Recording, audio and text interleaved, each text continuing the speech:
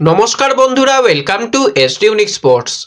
লোবেরার সঙ্গে ম্যাচ ছিল ইস্টবেঙ্গলের এবং ম্যাচ ছিল লোবেরার সঙ্গে শুধু নয়, ম্যাচ ছিল কিন্তু রেফারির সঙ্গে ইস্টবেঙ্গলের। ভালো ফুটবল, ন্যায্য বেশ কিছু পেনাল্টি, সমস্ত দিকই কিন্তু ইস্টবেঙ্গলের বিপরীতে গেছে।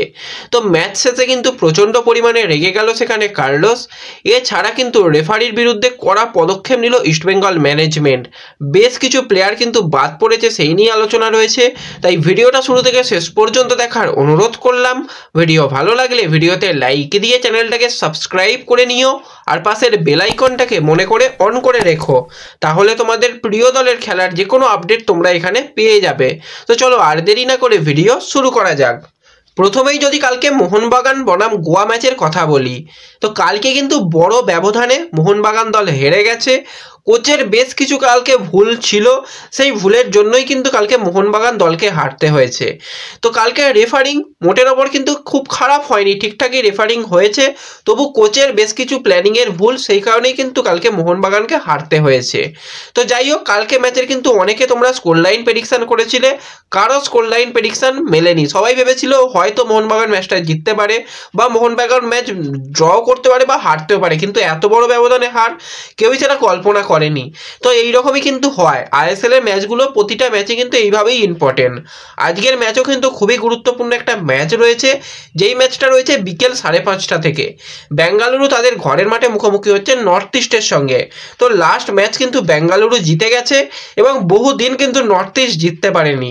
দুটো দল পয়েন্ট টেবিলে বর্তমানে 8 নম্বর এবং 9 নম্বর পজিশনে রয়েছে। তাদের উপরে 7 নম্বর পজিশনে রয়েছে ইস্টবেঙ্গল। তো পয়েন্টের তফাৎ মাত্র 1 পয়েন্ট। আজকে যদি বেঙ্গালুরু ম্যাচ থেকে 3 পয়েন্ট পায়, তাহলে কিন্তু তারা পয়েন্ট টেবিলে একদম টপ 6-এ চলে যাবে। আর যদি অপরদিকে নর্থ ইস্টও 3 পয়েন্ট পায়, তারাও কিন্তু আজকে টপ 6-এ চলে যেতে পারবে। যদি ম্যাচ কোনোভাবে ড্র হয়, সেক্ষেত্রে কিন্তু ইস্টবেঙ্গলের লাভ। দুটো টিমই কিন্তু এই একই জায়গায় থাকবে, কোনো রকম তাদের উন্নতি হবে না। তো অবশ্যই কিন্তু এই যে হাই ভোল্টেজ একটা ম্যাচ, সেই ম্যাচের কিন্তু তোমরা স্কোর লাইন প্রেডিকশনটা অবশ্যই করো যে কোন দল কত গোলে জিততে পারে। এরপরে আজকে দ্বিতীয় যে ম্যাচটা রয়েছে কেরালার সঙ্গে মুম্বাই। তো মুম্বাইয়ের কিন্তু বেশ কিছু প্লেয়ার আজকের ম্যাচের জন্য অ্যাভেলেবেল নেই। সেটা একটাই কারণে যে বেশ কিছু প্লেয়ার কার্ড সমস্যায় ভুগছে, সেই কারণে কিন্তু বেশ কিছু প্লেয়ারকে আজকে পাওয়া যাচ্ছে না। বিশেষ করে যে প্লেয়ারগুলোর কথা বলতে হয়, লিস্টনকে কিন্তু 4 ম্যাচের জন্য সাসপেন্ড করা হয়েছে, সঙ্গে আকাশ মিশ্রাকেও। গ্রেগ স্টুয়ার্ট, তার তো আজকে সাসপেনশন রয়েছে, রাহুল বেকে তারও সাসপেনশন রয়েছে। তো খুবই আজকে এই ম্যাচটার ওপরেও আমরা তাকিয়ে থাকবো যে কোন দল ম্যাচটা জিতবে। যদি মুম্বাই ম্যাচ থেকে ভালো পয়েন্ট পায়, তাহলে কিন্তু তারা পয়েন্ট টেবিলে অনেকটা উন্নতি করবে। আর যদি কেরালা আজকে ম্যাচ থেকে 3 পয়েন্ট পায়, তাহলে তারা কিন্তু বেশ ভালো জায়গায় থাকবে, মানে ওই 2 নম্বর পজিশনেই তারা থেকে যাবে। তো এই ম্যাচটা কিন্তু খুবই একটা ভালো ম্যাচ হবে। তো মনে করে কিন্তু এই ম্যাচেরও তোমরা স্কোর লাইন প্রেডিকশনটা করো।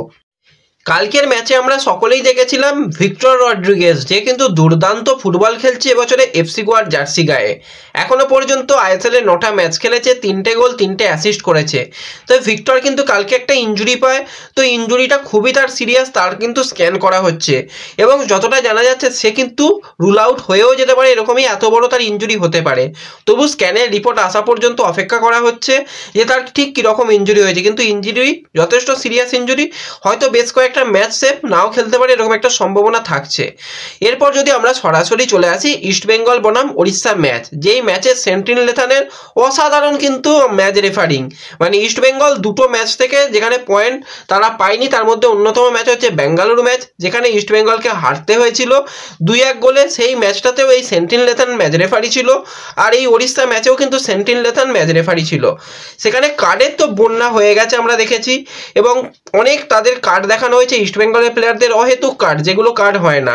তো এবার কিন্তু ইস্টবেঙ্গলের ম্যানেজমেন্ট এই ব্যাপার নিয়ে কড়া পদক্ষেপ নিয়েছে। তারা রীতিমতন কিন্তু এবার নালিশ জানাচ্ছে বেশ উপর মহলে। এই ব্যাপারটাকে এবার তারা সহজে নিচ্ছে না। চারিদিকে ফ্যানরা কিন্তু একটাই কাজ করছে, তারা বিক্ষোভ করছে, চারিদিকে ওই রেফারির মূর্তি তৈরি করে পোড়াচ্ছে, এইসব জিনিস চলছে। কিন্তু ম্যানেজমেন্ট এবার কঠোর থেকে কঠোরতম সিদ্ধান্ত নিতে চলেছে যে কেন এইভাবে বারবারই ইস্টবেঙ্গলের ম্যাচে বা আমাদের বাংলা যে দুটো ক্লাব খেলছে তাদের ম্যাচেরও এরকম খারাপ রেফারিং হচ্ছে, এই নিয়ে কিন্তু এবার লিখিতভাবে তারা অভিযোগ জানিয়েছে। তো দেখা যাক এই অভিযোগ কতটা কাজ হয়। অবশ্যই কিন্তু এবার অন্তত ম্যানেজমেন্টের যারা আইএসএল চালাচ্ছে তাদেরও ব্যাপারগুলো দেখা উচিত, যে ভিএআর আসছে না ঠিক আছে, অন্তত বিদেশি কিছু রেফারি নিয়ে আসা হোক যারা ভালোভাবে অন্তত ম্যাচটাকে পরিচালনা করবে। রেফারি যেরকমভাবে ম্যাচ চালাতে চাইবে সেরকমভাবেই কিন্তু ম্যাচ চলছে। তিনটে তা না হলে একটা ম্যাচে পেনাল্টি কীভাবে বাতিল হতে পারে, সেখানে সিবারিওটোরও তর্ক করতে গেল, তাকে ইয়েলো কার্ড দেখিয়ে দেওয়া হলো। আর আরেকজন প্লেয়ার জেরি, যে কিন্তু জেনুইন রেড কার্ড হয়, সেখানেও তাকে রেড কার্ড দেখানো হয় না। তো সমস্ত বিষয় নিয়ে, সমস্ত তথ্য নিয়ে, ভিডিও ক্লিপিং নিয়ে এবং কমেন্টাররা কি কথা বলেছিল সমস্ত ডিটেলস নিয়েই কিন্তু এবার বড়সড় পদক্ষেপ নিচ্ছে ইস্টবেঙ্গল। আশা করা যায় এই সেন্টিন লেথানকে কিন্তু সাসপেন্ড করা হতে পারে। তো দেখা যাক, অবশ্যই আমরা চাই এরকম বাজে রেফারিং এদের কিন্তু সাসপেন্ড করা দরকার। সেটা এবার কতটা তাড়াতাড়ি হয় সেটাই হচ্ছে দেখার বিষয়, তা না হলে পরবর্তী সময় যে কোনো দলকে যে কোনো মুহূর্তে ভুগতে হতে পারে। তো এই ব্যাপারে তোমরা এই আপডেটটা পেয়ে কতটা খুশি হয়েছো অবশ্যই কিন্তু কমেন্টে জানিও। আর ভিডিও ভালো লাগলে ভিডিওতে লাইক করে দিও, চ্যানেলে প্রথমবার এলে চ্যানেলটাকে সাবস্ক্রাইব করে দিও এবং ভিডিও সকলের সঙ্গে শেয়ার করে দিও।